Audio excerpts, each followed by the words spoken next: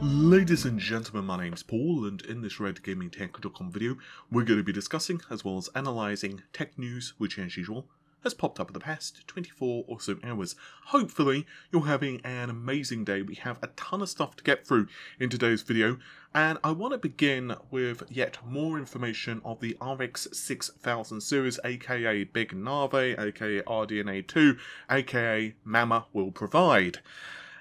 In yesterday's video, I went through a ton of exclusive information. I'll try to remember to link it in the video description. But now we have a couple of other updates, and these are actually benchmark results. And these have been discovered by Tim Apisek, who is of course very good at actually digging through databases and that type of stuff and actually finding this information. And what we have here is an AMD Radeon graphics GPU. It's running on an i9 9900K. It's being tested on DirectX 12. There are some issues with the results. Primarily, we don't exactly know what the configuration of the GPU is. We'll get to that in just a second. But the performance here is roughly on par with a stock RTX 2080 Ti. It's being tested at the crazy preset. Again, obviously AMD are utilizing the highest quality settings here, 4K, and the performance is actually pretty damn impressive. This easily beats the RX 5700 XT, which scores, well, obviously depending, around the 5,000 point mark, and then there are a plethora of these other tests which are scoring around the 6,000 to 6,200 mark. Again, that's actually about on par with what you would expect with an RTX 2080 Ti. And this is the point where I want to assure you that from everything I know, this is nowhere near the pinnacle of the RX 6000 series. This is, to my understanding, more in line with the, I guess you could call it the RTX 3070, so it's going to be the RX 6700, I believe, is what this model is going to be. Now, that isn't to say that these results won't improve. Obviously, there is a possibility that with slightly more mature drivers and that type of stuff, and who knows what's going on with the silicon. For example, are they overclocking it? Is it being used with final silicon? Are there any errors? What about the drivers? Blah, blah, blah. But I do believe that this is roughly the type of results that you would expect with an RX 6700. This is actually basically on par with what I said yesterday in my video, that the RTX 3070 is about the same speed as the 6700.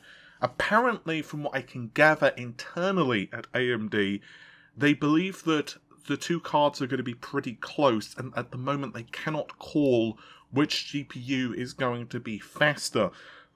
I still believe, and this is not based upon what my sources are telling me, but I just believe it in general from like kind of reading between the lines from what multiple people have kind of fed me information, so it's not one specific source, but I believe Nvidia with Ampere will have the ray tracing advantage. But I say that with still a lot of caveats, and of course I'm not suggesting that AMD cannot compete in hardware-based ray tracing. Again, until we have final benchmarks, it's very difficult to make a judgment. If this result is for the 6700, and again, I'm basing that upon what my sources have told me, as well as the fact that we have seen that leaked benchmark back in, I believe it was February, which of course was the OpenVR. I forgot the benchmark name for a second. OpenVR benchmark, and that was actually outperforming the 2080 Ti, including overclocked variants, by quite a considerable margin, and that was, you presume, not exactly the healthiest state of silicon. Obviously, it's quite an early production sample at that point. You would assume, therefore, that a GPU here, which is basically on par with the 2080 Ti, certainly would not be one of the highest end SKUs. So my guess is it's either the 6700, or on the outside it could be the 6800, possibly with some tinkering going on. So that's my assumption with these GPU results, and honestly, this is a really good thing. I think that more competition in the marketplace is obviously a fantastic thing. And this is, again, to say that I think that Nvidia have really knocked it out the park with Ampere. I think this is one of those really rare events in tech that you get good products from both companies. And that's getting rarer and rarer. You seem to have like one hitting and then one missing. I think the last time maybe we saw this was AMD when they released like the 480. I think that the 480 still is a pretty damn good card. Yes, it wasn't as fast as, let's say, Nvidia's GTX 1080, which was obviously the fastest card around that time in the Pascal line. But again, look at the price of the RX 480. And it put out a tremendous amount of performance for the price. So I think that AMD really did well with the Polaris line. It's a shame that we didn't see the 490. I'm pretty damn convinced that AMD had been designing and actually had pretty much bought up the 490 silicon. To my understanding, from a couple of people have told me, the 490 basically was cancelled almost last minute. We actually saw some results. Hell, I actually covered several benchmarks of the 490, but apparently it was cancelled pretty much last minute. And instead, AMD, I believe it was Lisa Su who made that decision, but I say that without confidence. But essentially, it was instead decided to focus on the Vega line of graphics cards rather than Polaris. So basically Polaris was kind of like the mid-range GPUs, whereas Vega was designed to be around the higher end. But I mean, I think we can all agree that the idea of a Polaris GPU, with obviously faster memory and other concessions made on the architecture, but designed with 40 or 44 compute units with slightly higher clock frequencies. Obviously, we saw about 1266, with some AIBs cranking it higher. But let's say that they had managed to get the card up to about, let's say, 1360, 1400 megahertz with 40 or 44 compute units, and obviously with the appropriate amount of memory bandwidth. I think Nvidia would have faced a lot of pressure in the cards, with the mid-range of their cards, like the 1060 and 1070. It would have been a very interesting fight, at least in my opinion, especially when it comes to the actual interest of customers. And a small other very tidbit thing, this is something that I say with very I just want to stress, I'm not certain about this, but I actually received an anonymous email today which claims that there is a possibility that there may be liquid coolers for the RX 6000 series for some of the higher end parts. Now, the reason I'm reporting this, because generally I ignore anonymous emails unless they have some evidence to back them up. The only reason I'm mentioning this at all is because the source who gave me a ton of RDNA 2 information for yesterday's video had told me that there were some plans that he wasn't sure would ever come to pass of high-end cards in the RX 6000 series. So he thinks it may be some type of special edition 6900 XT. He's not certain, but they believe that there may be a liquid card which is planned in the future, but it will not be available for launch. Again, I'm not saying that this is true because he was very uncertain of this information, but given I've gotten this anonymous email, which does have quite a lot of information in it, but they've asked me not to read this out because of privacy reasons and that type of stuff, which is fine. So I'm just throwing it out there. Don't be surprised if there is a liquid variant, but I have no details of it. And at the moment, I would say that AMD do not officially plan to release the card. As I said, I'm just throwing it out there for your, for FYI. There we go. I got the word out. And moving from the AMD news, there's also a couple of other things that I'd really like to discuss too. The first is Nvidia, because there's a couple of things actually going on with Nvidia.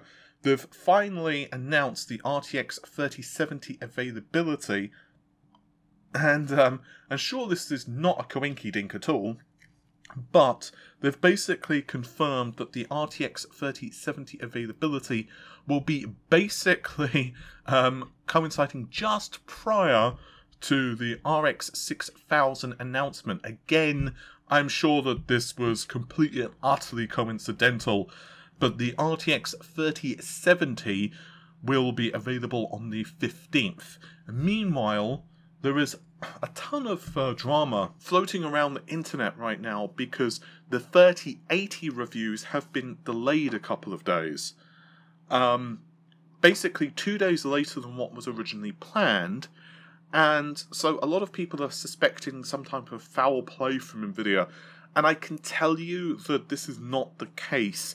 There have been some shipment issues with the RTX 30 series. And this is not actually to do with customers, this is just review samples. Some cards are being stuck in customs. I know this firsthand. Nvidia have told me this, that they're having issues actually getting samples to customers, especially for non-US regions. It's just affecting people. Obviously, with the world events right now, it's not helping matters. This is not anything to do with necessarily shortages of the silicon itself. It's just they can't ship these cards super early because obviously then everything's going to leak. But in this instance, with everything that's going on in the world and customs being kind of overwhelmed at this point, it's just kind of been the situation where if the embargo date wasn't moved back a couple of days, users would have, reviewers would have minutes basically to review the card. I've been told by MSI, I'm going to be blunt with you guys, because I think honesty is the better option. I've been told by MSI that they will be getting me a card. They're not certain of the date. They're saying it could be mid to late next week. Nvidia have also told me that they're waiting for shipments as well to send me cards, and they're not sure which ones they'll be getting yet to send to me. And either way, I will be doing full coverage of the RTX 30 series, and I'll also be doing full coverage of the RX 6000 series too, because as regular viewers know at this point, I am, well, a little, just a smidgen excited about these two launches. And I would also like to discuss some stuff for the Xbox because, of course, the first is that according to Jeff Grubb, Microsoft have essentially decided to take a loss on both the Xbox Series S and the Xbox Series X. Allegedly, the loss is actually bigger on the S. I'm not really surprised about that, honestly, the loss being bigger on the S. $299 US is it's I'm not saying it's cheap, but given the sheer amount of crap which is thrown into a next-gen console, and I use that term not in a derogatory sense, I'm not surprised it's costing them this. Because the thing that you have to remember about BOMs, Bill of Materials, and costs, is it's not just what's in the console. Yes, everyone likes to immediately bring up things like the APU. They like to bring up things like the RAM. They like to bring up things like the SSD because that's the sexy stuff to discuss. But other than things like power delivery and the actual tooling and the case itself, because the machining of the case is actually quite difficult, cooling solutions, power supplies, all of that stuff, there's also a ton of other things. The controller, for example, is not free. It doesn't just magically appear by a genie. They have to actually create that. And then even things like manuals, again, that takes paper costs, printing costs, the actual cost of the box itself, and I mean the physical retail box, shipping, handling, costs of production, all of these things cost money. And then you've also got other things like yields of, faults. So I'm not saying that the Xbox has a high number of faults for the actual assembled console, but Microsoft and Sony both know that there is a chance that when you assemble a system, one or more of those in a batch could be faulty just because of the nature of electronics. So again, those are all things that they need to consider. So yeah, when it comes to costs, I'm unsurprised that Microsoft are taking a small loss here. This is not this is not a special case for Microsoft. It's happened generation after generation after generation after generation. And again, I'm not particularly that surprised about any of this. Now, the last thing I'd like to discuss about Xbox, as I am actually putting a really big analysis together for the Xbox Series S.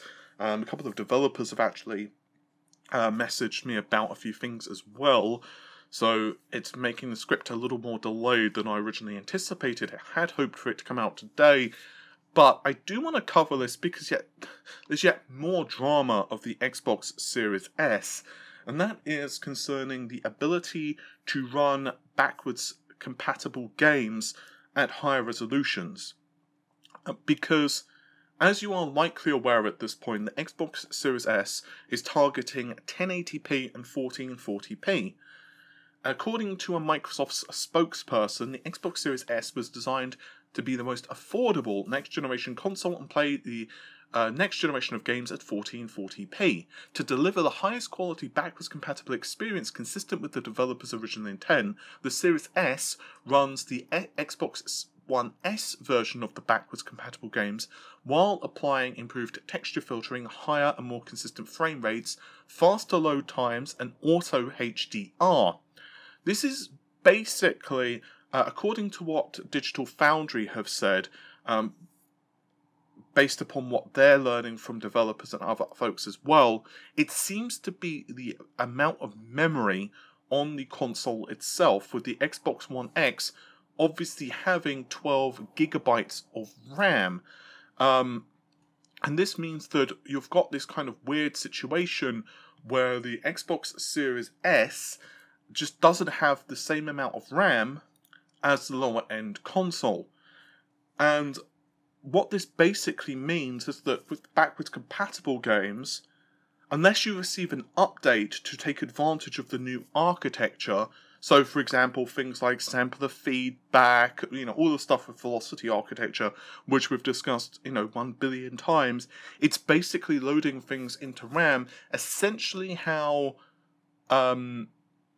the original design was of the game. It's not anything different. What's happening basically at runtime though is, for example, the Series X, excuse me, I'm about to say Series S, with the Series X, it will then do other things at runtime. So for example, there's an algorithm which runs, which basically turns the game from an SDR image to a HDR image, but it doesn't change the way in the back end that a lot of the assets of the actual game is loaded. There are some caveats here, of course. If, for example, there is an update available for a game where you are able to load in higher quality assets, then that can be something that's kind of handled a bit differently. But generally, the way that the actual streaming of data is being handled, it's essentially using a very similar method to the Xbox One. So it doesn't utilize things like sampler feedback and all of this other stuff. So I'm not really surprised that the console does this. Here's my personal opinion. I think that the Series S does what it needs to do. It's not a console personally I would buy, but that's mostly because I have a 4K television, and the second issue for me is that it doesn't support physical media. But I think that the Series S is a nice system for someone who wants an Xbox console, but either doesn't have a 4K screen or wants a secondary system. So I think this is a great companion to a PlayStation 5, assuming you don't want an Xbox as your primary system, or perhaps it's great as just a secondary system maybe in the living room for streaming content on or what have you. That makes a lot of sense to me. Again, this is a console which is cost reduced as an entry to the next generation. It's not something where you're expecting to run games at 4K 120 FPS. If you want that, then there's the PlayStation 5, of course, for 4K gaming, and there's the Xbox Series X for 4K gaming, or better still, of course, If you really are a stickler for the highest quality graphics and all of that, and you've got the cash, then you could go with PC gaming, which is an entire can of worms. But hopefully you've enjoyed the video. If you did, then the normal stuff: like, share, comment, as well as subscribe, of course. Speaking of subscribing, yeah, so, we hit over 75,000 subscribers, and that was a surprise. I went to bed yesterday, and I was like, oh, okay, well, I think at the subscription rate, we're probably going to hit like 75 on like Sunday, possibly Monday. So, okay, cool. And yeah, no, we actually hit it today. So I just wanted to thank you all for the recent support. I know I've said this like a broken record recently, but yeah, that it feels really weird to be at 75,000 subscribers. I can't really say it any other way. It's just it's bizarro land. It really feels weird. So again, I just want to thank you all for all of the support. With all of that said though, thank you very much for watching. Bye for now.